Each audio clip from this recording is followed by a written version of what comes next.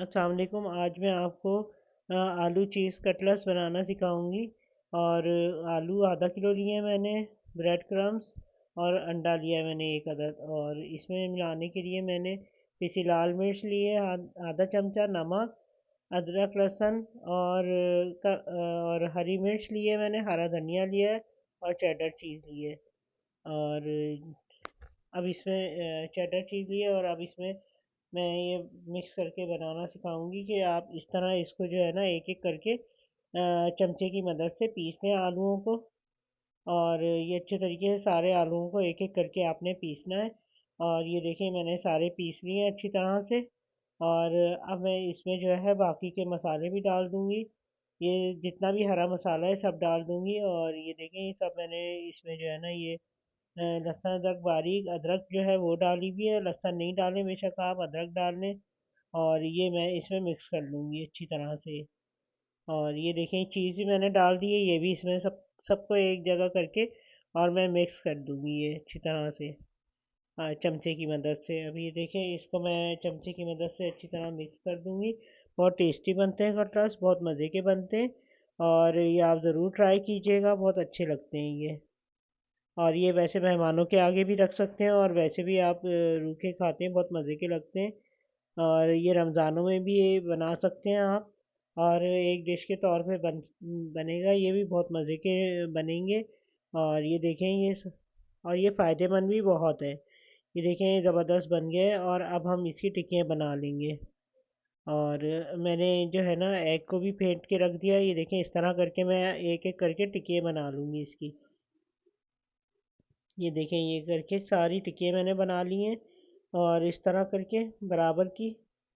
और अब इसको जो है मैंने यहाँ ब्रेड क्रम्स रखा हुआ है और एग जो है वो मैंने अच्छी तरह से फेंट लिया था। इस तरह लपेट के और ब्रेड क्रम्स डाल के ये देखें अब ब्रेड क्रम में लपेट लूँगी मैं सब। एक एक करके एक एक कबाब को मैं इस तरह करके रखूँगी। और ये देखें ये निकाल दिया है मैंने, एक एक करके ये सबको इसी तरह ही करूँगी मैं। ये देखें ये आप चाहें तो हाथ साफ धो के तो उसके हाथ की मदद से आप इस तरह बना सकती हैं। और सफाई से बनाइएगा और बहुत अच्छी बनेगी। और ये देखिए ये कितना ज़बरदस्त बने हैं, बहुत टेस्टी भी बनेंगी ये बहुत। और दिखने में भी ये बहुत ज़बरदस्त लगते हैं। इस तरह करके मैं आपको सारे बना के दिखाऊंगी। और अब मैं इसको एक एक करके तल के दिखाऊंगी आपको। आराम आराम से रखिएगा। ऑयल जो है ज़रा गर्म हो जाए तो फिर इसमें डालिएगा आप हमारे चैनल को लाइक कीजिए, शेयर कीजिए और सब्सक्राइब कीजिएगा और कमेंट करके बताइएगा कि आपको कैसा लगा है। ये देखिए कितना ज़बरदस्त बने हैं। ये एक तरफ से पक जाएंगे तो और भी गोल्डन ब्राउन हो जाएंगे तो फिर आप दूसरी तरफ से पलट के पका लीजिएगा। ये देखें बहुत एहतियात से आपको बनाना है कि हाथ ना जले, हाथों का ख्याल करना है, अपना ख्याल करना है आपने। और फिर बहुत एहतियात से बहुत आराम से ये बनाना है आपने। अब इसको जो है मैं थोड़ा सा ब्राउन हो गया, इसको मैं पलट दूंगी। ये देखिए आप अपनी मर्ज़ी से लाइट ब्राउन कर लें, वैसे भी ये आलू पके में तो आप लाइट ब्राउन करके भी बना सकती हैं, डार्क ब्राउन कर लें बेशक। आपको जैसा कलर अच्छा लगे आप वैसे बनाएं। ये देखें कितना अच्छा कलर नज़र आ रहा है, गोल्डन गोल्डन सा। तो मैं सारे इन कबाबों को मैं इस तरह करके रख दूँगी। ये बहुत ज़बरदस्त बने हैं, बहुत अच्छे हैं। और रूखे आप खा सकती हैं या मेहमानों के आगे रख सकती हैं। या एक ये भी है कि आप जो बनाएं तो उसके बीच में रखें तो उसमें भी सर्व कर सकती हैं।